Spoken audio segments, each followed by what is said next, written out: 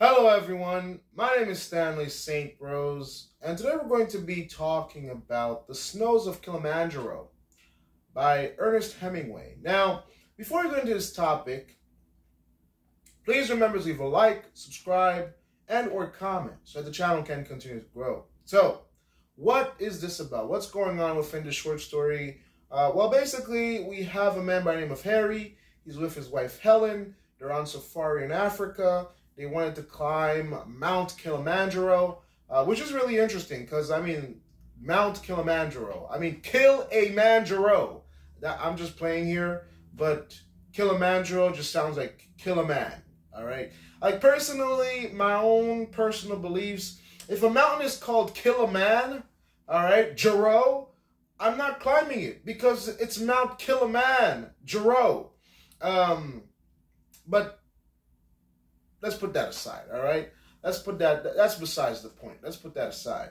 So what happens here? So Harry gets an infection, gangrene in his leg, and, he starts going back to the past. You know, his health starts to go down. His wife is taking care of him. They're waiting for a plane to come to bring them back home or to bring them to a hospital. And Harry is like, throughout this time, he's thinking about life, the mistakes that he made in his life, the good things that he did, the bad things. He's thinking about life. And I have to say here, when you're dying, when you kind of feel like your life is about to end, you think about your life, your regrets, you know, the things that happened, the things that you did that you didn't do. And in terms of deeper meaning, you know, when most people are thinking about dying, you're thinking about the things that you did that were good, the things that you regret, the things that were bad, the things that you should have done, the talents that you had that you wasted. So Harry is really, you know, he's kerfuffled. He's in a bind here.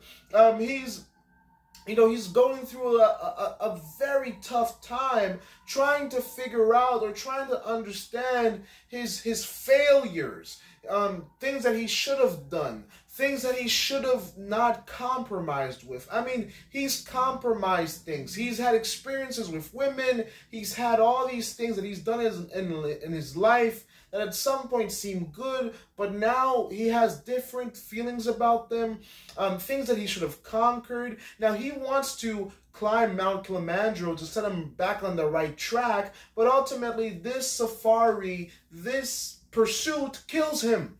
And, you know, he's thinking about the snows of Kilimanjaro, thinking about climbing, ascending with his wife, and all these good things that he was planning, but he dies, okay? You see, death is something that you cannot overcome. Death is coming for all of us. I'm sorry, but as soon as you're born, death is coming for you because we don't live forever. And Harry here, throughout his life, he had to make compromises. And let's be honest. Let's get to the meat and bones. We all have to make compromises, okay? Life is tough. Life is difficult. There's regret. And most people, instead of going for the big dream, instead of risking it all, most people make compromises. Most people choose security and comfort over love and romance. Some people want order and things like that. So there's compromises all over the table in life, in most people's lives. Harry, he has regrets. Now, he does find peace. We can say he finds peace at the end of this work, but ultimately this work, Harry here is really reflecting and giving us an account of all of his regrets, the things that I guess you can say are successful, the things I guess you could say are good, but ultimately, you know, things that, his life doesn't end up where he truly wanted it to be. But in the end, I guess through his mind, his deteriorating body, his mind going in and out in the past and the present, talking to his wife and all this and that and the third, Harry goes through it all. And it's like, you know, Ernest Hemingway also talking about, you know, sometimes sacrificing your art for money and success and comfort and luxury. Because when you're a writer, when you're an artist, sometimes you got to choose the path that allows you to have a home and a house and a car and take care of your wife and kids. instead of really truly writing what you want to write about. And Harry has that problem because he's had to write things that he doesn't truly want to write because he needs money. And the talents that he really truly had that he could have explored more, he's neglected them. So it's a whole amalgamation of emotions and thoughts and figures of things that should have been done that were not done, talents wasted, things that did happen that maybe he probably would have changed his mind if he had another go at it. So yeah, Harry dies, and there's a lot of regret there. There's a lot of compromise there. And Kilimanjaro, you know, the pursuit of Kilimanjaro did kill this man by the name of Harry. And maybe he's find peace at the end with, some way, I guess you could say in the spiritual form, climbing the mountain with his wife. But truly, this, in terms of deeper meaning, this short story really makes us reflect on the nature of life and the human condition. Sometimes the ideals that we chase, because Harry was chasing an ideal. He was trying to be an honest version of himself, a true version of himself, an upright version of himself. But when you get bombarded by the necessities of life, sometimes you have to make compromises. Sometimes you've done things, treated people in a way that you're not proud of.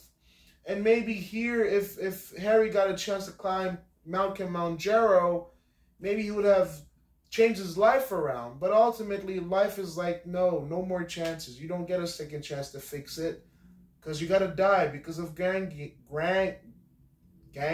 in your leg.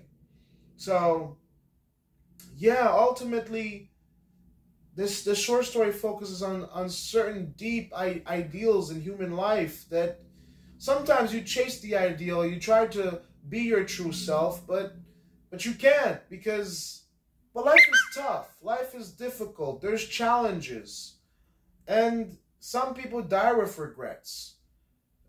It's really a few people that truly live their life and die with no regrets because, we have to make a bunch of choices, and sometimes the choices that we make are not the choices that we ended up, that maybe we wanted, So there's a lot to think about here. But ultimately, that's what this short story is about. It's about Harry confronting his life and the choices that he made and his regrets at the end of his life. And the significance of Kilimanjaro, the mountain represents this ideal that he was chasing, that he never truly got to accomplish in his life, but maybe he finds some peace. He kind of finds some peace in the end of his life. So that's the summary analysis. Please remember to leave a like, subscribe, and/or comment, and I'll see you guys in the next video.